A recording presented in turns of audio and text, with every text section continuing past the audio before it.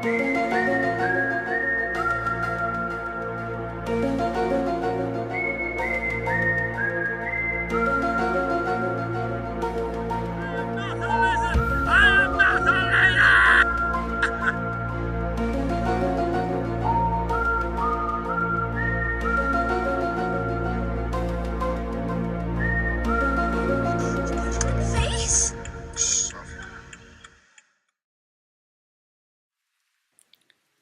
do you hide a tree?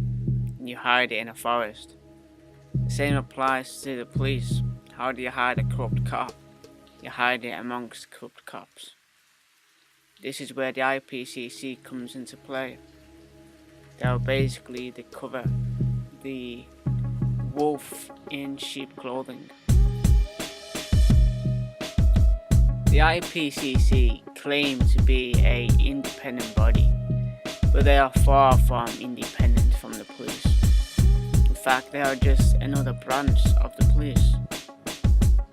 88% of all senior investigators in the IPCC are ex-cops. 51% of all deputy senior investigators are ex-cops. 42% of IPCC staff investigators are ex-cops. So how can the IPCC be independent from the police?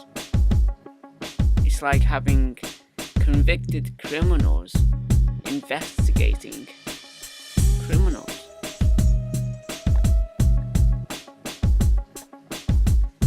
Trying to get justice through the IPCC is almost as hard as it is to win the National Lottery. In fact, the National Lottery funds the IPCC.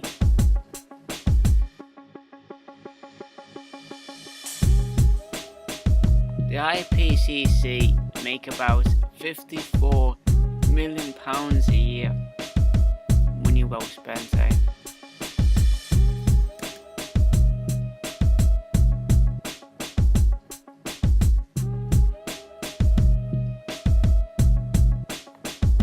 If you work for the IPCC, you can earn up to £130,000 a year, plus benefits. You also get your hotels paid for and your travel expenses paid for. Plus, you get a brand new computer to take at home to use.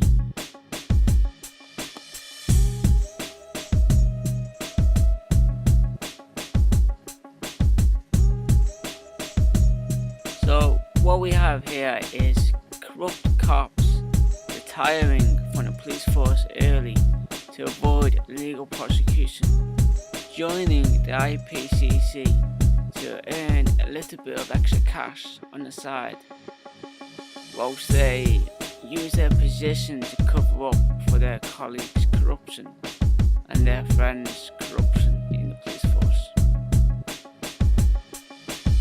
Of the Independent Police Complaints Commission, Keith Vaz says the police watchdog needs reforming.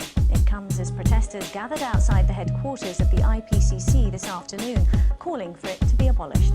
They claim their complaints against the Met have not been handled fairly. Our Home Affairs correspondent Guy Smith has the details. Often, there is a negligent and biased investigation of... Most of them have grievances against the Met and have formally complained to the police watchdog, but they've lost confidence in the system. They claim the IPCC has failed to deal with their cases fairly and impartially. This afternoon, the words on their lips: abolish it. This is police investigating the police. There's no independence in it, and that's why we're calling for it to be abolished and for a proper civilian-led organisation to be implemented. The latest figures show the watchdog has received more than 800 complaints against the Met since 2010. The majority were dealt with by the police themselves. The IPCC has only independently investigated the most serious, like corruption, racism, or indeed someone dying in custody. The rest, the police watchdog managed or supervised. And an ongoing concern for many protesters is that a third of their investigators are former police officers. You need completely independent investigators to go in and investigate the police themselves. My family now 25 years down the line are still dealing with the failure of their predecessor to this organisation. And that predecessor was the Police Complaints Authority, replaced by the IPCC in 2004 due to lack of public confidence. Now it faces similar pressure to reform or be closed down. I'm pleased to say that the committee will be conducting an investigation, an inquiry into the operation, powers and future of the IPCC. This is something that's been on our agenda for a long time. Well, the IPCC has just sent me a statement admitting that the system isn't perfect. It reads, "The system does not always meet the needs of the public, police staff."